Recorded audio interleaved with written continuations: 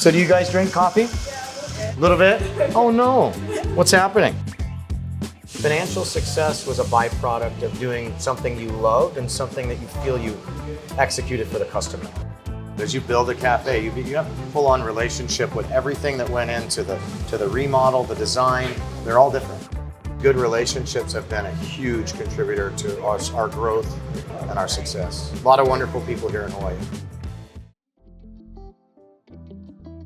My name is Sam Suter. I started Kai Coffee a little over 11 years ago. We are a local roaster retailer. We have a location on the beach, right across the way. It's called Queen's Arbor. And it's a beautiful location. It's beautiful. Oh and we do live Hawaiian music there on the weekends. We have the cafe on Kalakaua, Alohilani, which is our largest cafe. And yeah, just in May we hit 11 years being open, and we're now 6 total locations with our roastery included. That's so amazing. 4 in Waikiki and here on Kapahulu, and then we're also in Hawaii Kai.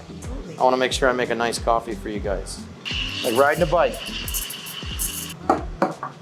Our signature drink is called a Kai Latte, which is a espresso, and then we have a local chef, super talented guy, who makes our macadamia nut syrup with local mac nuts, cane sugar, all natural, delicious.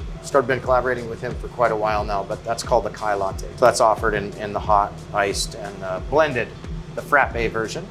That'll be our most popular coffee drink. And I say that's the one to order for your first visit to Kai Yeah, Coffee. that's delicious. For sure. I grew up in the industry.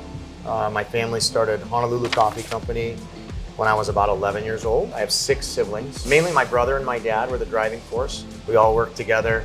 Good family business environment.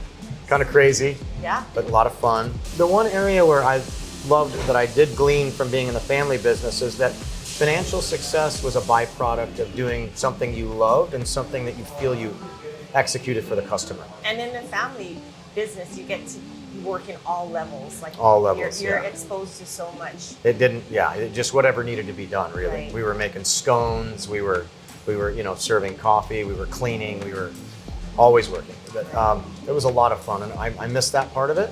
2008, my family did sell the company, and I ended up working for the new owners for about 4.5 years. And so I did do that. I learned a bunch, just worked in the corporate world for a few years, and realized I didn't want to. Coffee for me was a personalized experience, and I wanted to be a much bigger part of that. We started off in the Hyatt Regency, right in the lobby, right by the waterfall. Small little cafe, a lot of fun. Worked day and night for about 12 months, just really understanding what I wanted to do with my brand. I needed to be immersed that deeply in it because I had a vision, but there's no better way to continue to cultivate a vision by being hands-on, customer-facing, work with your team. It's important to recognize those things. One way to know what you don't want to do is do it, right? Right.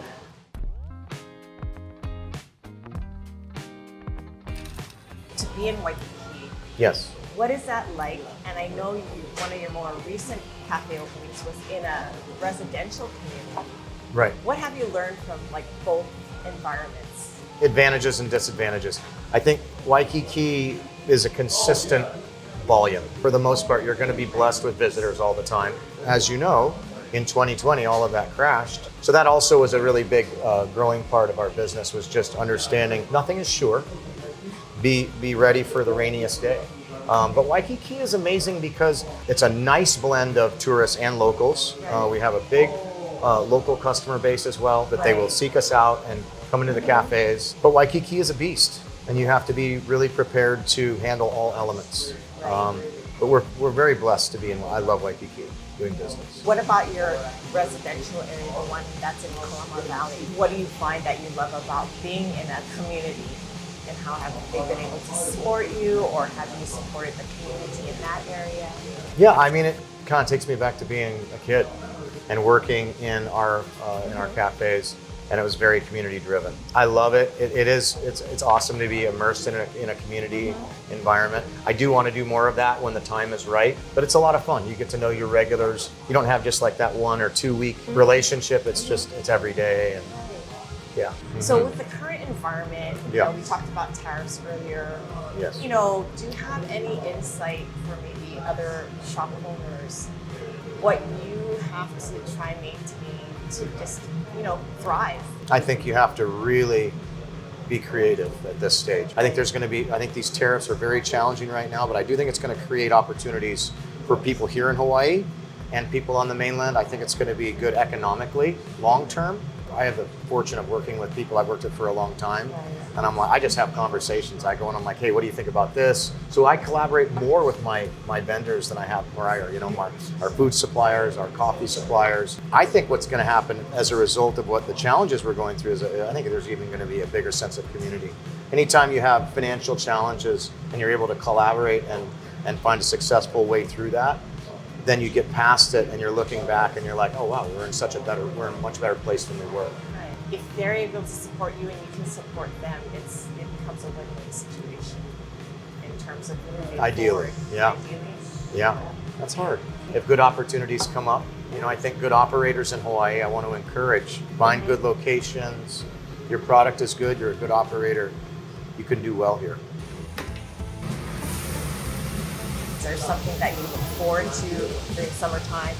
A lot of local kids work and then they go to school and then they come back and they work in the summer and the holidays. So the folks that are here all the time get to take time off. So we have a pretty good program with that for our employees. And then I got to see all the local kids that have been working for me for years. So that's a lot of fun. That's one thing I look forward to in the summer. It's super busy. Got all the regattas happening in Waikiki. Ton of local people in Waikiki in the summertime, which we love. Yeah, it's just a pumping time. It's really fun. One area where we really are anticipating and excited for it to fully come back is for our Japanese guests. Not to point them out, just them, because we have such a wide array of cultures that visit our islands daily. But the Japanese have always been so supportive. When we had hard times, when the market crashed in 2008, Japanese were still coming. They love Hawaii, they love our products, they love our service, hoping and praying that happens sooner than later, because that's a struggle for them. Yeah, But you're going to them.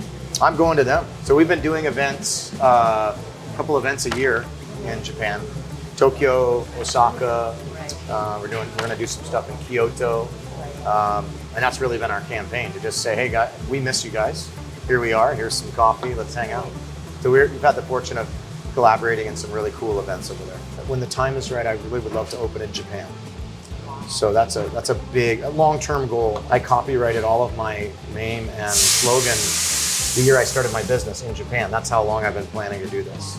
But yeah, just continuing to just up the ante, bring in great coffee, roast great coffee, serve great coffee, inspire our team to get on board with what we do, and we want to hire, and work with like-minded people.